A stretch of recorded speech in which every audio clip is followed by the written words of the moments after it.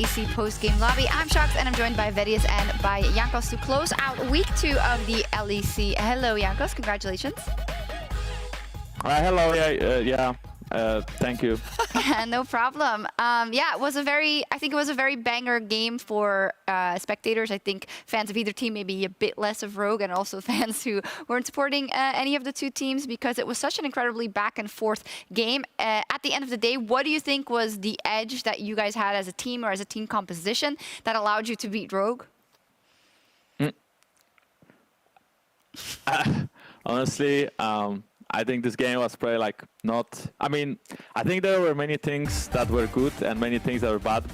I think probably the crucial moment was when Varus stole the Baron. I felt like without that match, the game would have been much harder to play. But before that, we made many mistakes, right? In the early game and then throughout the mid game. So it didn't really feel like we played that well, but we also made some good plays. So I'm really happy that we won. But I mean, again, there is so many things to work on that. Super cool that we have win on the board, but it's like a useless win, you know. It's like it's a win to just have a win and then just like have to play better, or it's lost in playoffs, you know. Yeah, I mean, you didn't have to diss Rogue that hard that you say this win is useless when you beat them for the 11th time. No, I don't mean that win against Rogue is useless particularly, right? I think that like any other team is useless too. So it's like basically it doesn't matter who we win against. It's just. Yeah, I mean, get a good seed in playoffs and actually be good in playoffs compared to Spring Split, where our regular season was good, and then as soon as playoffs started, we had many issues that didn't get solved, and then we were just bad. So I think that currently we are improving decently, but slowly. All right, but Jankos, like, so I've cast pro players now for 5 years, and I think there have been like 3 times that pros have ever said they played a good game. In my opinion, that game felt like that there were really strong performances throughout the game that swung it multiple times, right? And like, I acknowledge that like League is a large game about mistakes, but why are you so critical on this game in particular? Because as I said, like, I think that like Han Summer and Odo were playing extremely well, but you and Reckless were also playing extremely well, and I felt like that there were just constant plays coming out from both sides. I mean, my motivation was not losing to Fiddlestick because Mickey really dislikes playing against it, so I had to win this game. Otherwise, he would like me to play Fiddlesticks, and I don't really think the champ is very useful. So if we lose this game and we actually lose to Fiddlesticks, it will be a disaster. So I'm really happy that we could win. So Mickey maybe will have like more than few brain cells next time when talking about Fiddlesticks. And besides that, yeah, I mean, of course, right, like I mentioned, a couple of good plays from both teams, from, you know, players overall. But still, I feel like it's hard to be happy and satisfied as a League Pro, right? You always want to improve and you always want to be better next time and work on the mistakes you're doing. And since we kind of understand our mistakes right now, we made so many of them this game that, I mean, it's hard for, of course I'm happy, right? But it's hard to be like, yay! Yeah. It's more like, nice, but yeah. Okay. Yeah, I think that's a healthy way to look at things as well, right? Now, a bit of a follow-up as to a segment that Vedius did earlier, and also something that Laura asked Mickey, in terms of Mickey roaming more, and this being a direct result of Nelson influence and Nelson kind of bringing up new ideas and new kind of things to work on. Do you think the fact that you have this new member of the coaching staff that is now bringing in this plethora of new ideas, does that also mean that your games might just not be as clean because you're trying to adjust to many things? And that I kind of see as a positive in the long run, but just maybe it doesn't feel like right now. Kind of course, right? I mean, I think that since we have to focus on new things in game, we also use our brains, and that's normally not good for pro players because, I mean, it's just that when we use our brains, it's like we have to think. And thinking is not good because we want to do things automatically, and we want to learn patterns that we kind of use on stage. And of course, sometimes you can be creative, but if you focus on new things in game, it's going to take away from your normal gameplay, be it mechanical gameplay or just like the casual on the map gameplay, right? Macro. So I think that definitely there are cases where we choke, so to speak, because we are thinking too much. But when this will become more natural and when we adapt these things to our standard gameplay, I think that in the long run, like you mentioned, we are going to be a much better and much stronger team. But for now, we are using too much brain. That makes sense. Do you feel like this is an evolution of G2? Because it's my understanding or my feeling that when like G2 was at the peak, right, and now saying, you know, the run to World Finals and everything, that everything was super intuitive. Everyone knew exactly what the decisions were going to be. The decision making was very smooth.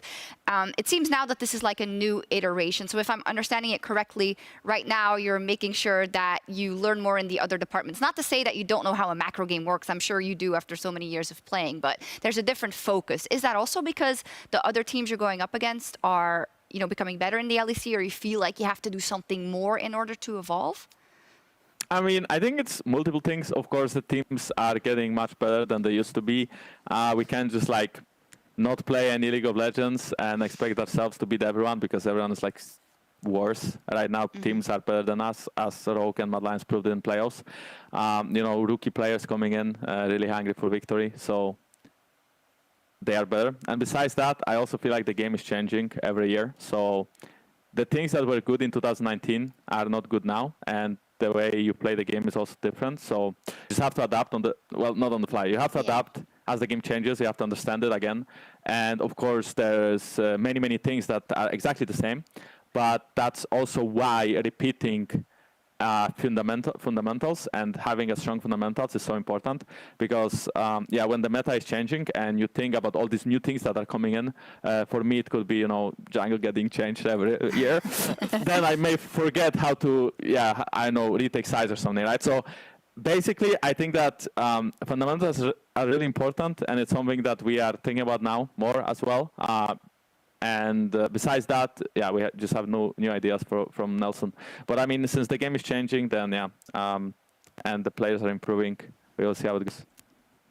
Yeah, speaking about things that were good in 2019 and not now, the Kia player of the game is Wonder with 42% of the votes. I was just kidding. Please, it was so perfect. But Wonder, congratulations, Kia player of the game, 42%, 42 votes rather.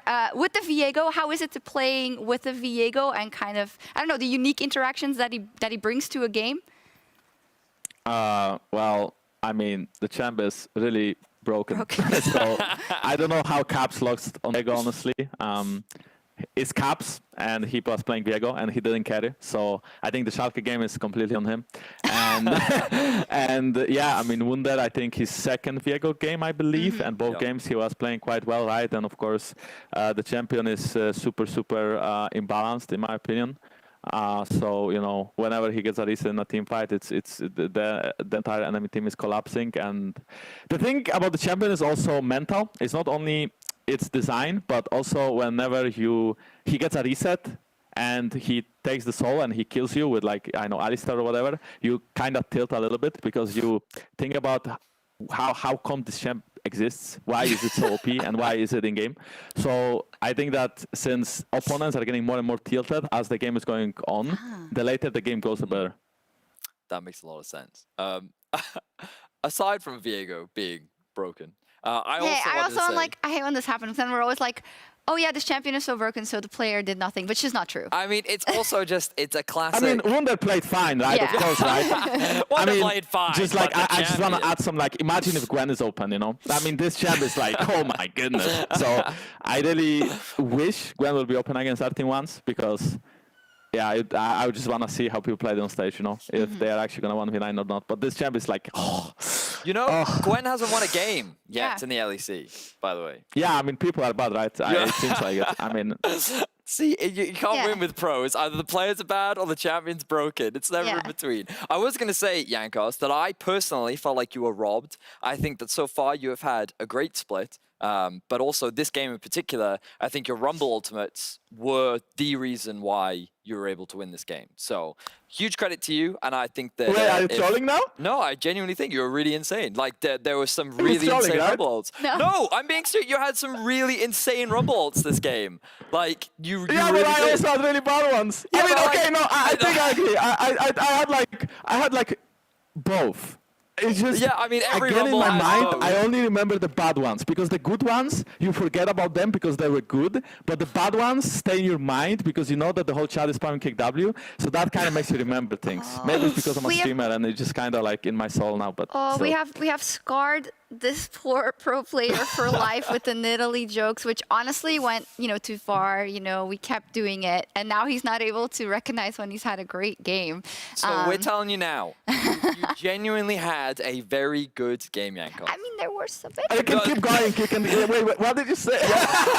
No, it's fine. Thank you. No, actually, yeah, really good game. It's easy to F up with the Rumble Ultimates as well. Also, there was a little fun fact that in Twitch chat, G2 and Rogue, Ashley Kang tweeted this, agreed to have 60 kill game minimum, but there were only 52. That's sad, Jankos. By the way, 40 short of the all-time record. The maximum for in a season was 92 kills in 2014 from Alliance and Millennium. Now that's a blast from the past. I don't even remember that, to be honest. But yeah. Same. Were you on Rocket back then? Or Yeah, probably. HGK? Yeah, I just started my pro career on Rocket, and yeah, I don't remember that game at all. Actually. Yeah, just goes to show how weird the meta is. Like, if a team like Alliance could get... Well, they were actually pretty good back then. If I remember They right. did win a split. Yeah, they did win a split. 2014. Now on to a very interesting topic, because earlier today we asked the LEC Discord channel, which is full of five heads, for their favorite junglers in the LEC, aka the best. So the jungle Wait, tier. why is the top lane main first? Okay, so as you can see, Discord voted Whippo as the top one, Yanko second, then Inspired, Selfmade, Thunder, Razor, then Treats, and Curate all the way at the bottom. Thoughts, Yankos? I mean, I think like probably thinking about playoffs, spring split, I'd say, but this is popularity, I guess, and not actually good players. Well, Um, I mean, I don't Discord know. is Both. very astute. I love it. You know, It's Discord. I mean, I think that, yeah, Inspired and Elioya should be played top 2, just according to spring split playoffs. I think Elioya especially had like a really good performance during Masai, so I think he for sure should like deserve to be higher. And I think Inspired as well, he is super consistent throughout the whole 2021, and I think he has been very important in a lot of the Rogue wins. Sometimes he doesn't have to do much, right? Because I mean, they can stomp people on their own as well. But I mean, I think he's super consistent. So probably him and Elioya should take the number 1, number 2 position. I don't really know in which particular order. And then for Bipo, I think so far he also had good games. I think putting him first though is a meme, of course. I think people are just actually trolling, but he is learning quite fast, and I think he's a good jungler already. So I'm curious to see how good he can actually become, in the next couple of weeks. so I have a question for you, Jankos, which is about Razork, because obviously you've played against him now for 2 years. And right now, I think that he and Misfits are playing quite well. But what do you think about him on this list? Do you think that he should be in that top 5 conversation? Because obviously top 3 is quite contested. But what are your thoughts? Yeah, I think so. I mean, probably top 5. Yeah, top 5 definitely. I think he is having mostly good performances overall. I feel like whenever I watch Misfits, whenever someone is, I mean, there's a lot of people inting all around, Yeah. but normally he's not inting. Like he's actually doing things that are useful for the team, and he's trying to like carry them, even if the game is like not so good for them. Also, I feel like so far this split, they played not too bad. I mean, them being like 3-0 first week was a meme, and I don't think they are gonna be like up there by the end of the split anyway, but I think they can be like top 5, 6, and I think that Razork is like a big reason as to why they are up there. But I would still rate a lot of junglers higher than him. But I mean, again, I think he is playing well, and I think Misfits as a team so far, this split has been playing pretty well too. Fun. It's like, I know you meant it in a positive way, but you were like in the top 50% of like the top 5 out of 10. That's like, I mean, there's only 10 No junglers big to work praise. with, you know what I Yeah. mean?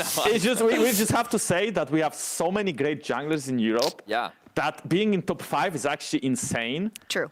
But when we compare ourselves to LPL or LCK, there is a lot of European junglers that have been gapped by Asian junglers Yeah. throughout.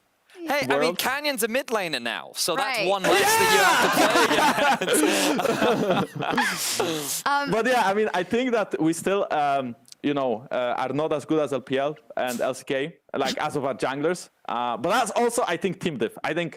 I honestly think that like LPL teams and LCK teams are playing so much better on the map and jungle that's why like they are actually playing good.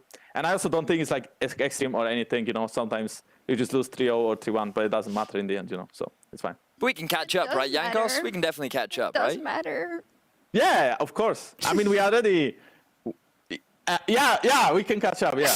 I want to ask one more thing about the jungle, and that is kind of your opinion on the fact that we have 2 players that role swapped. And actually, in the past, we've also seen it happen, and now we see it happen internationally as well. But why do you think it's that many players choose to role swap specifically to the jungle? Is that like from a shot calling perspective of like, oh, I guess I'm good at that, so I'll do that? Or, I'd love to know why you think it is that seems to be the preferred lane swap role in Europe. I mean, I think that jungle is kind of like a second support role, right? Where support has to understand the map very well, and jungle has to do the same thing.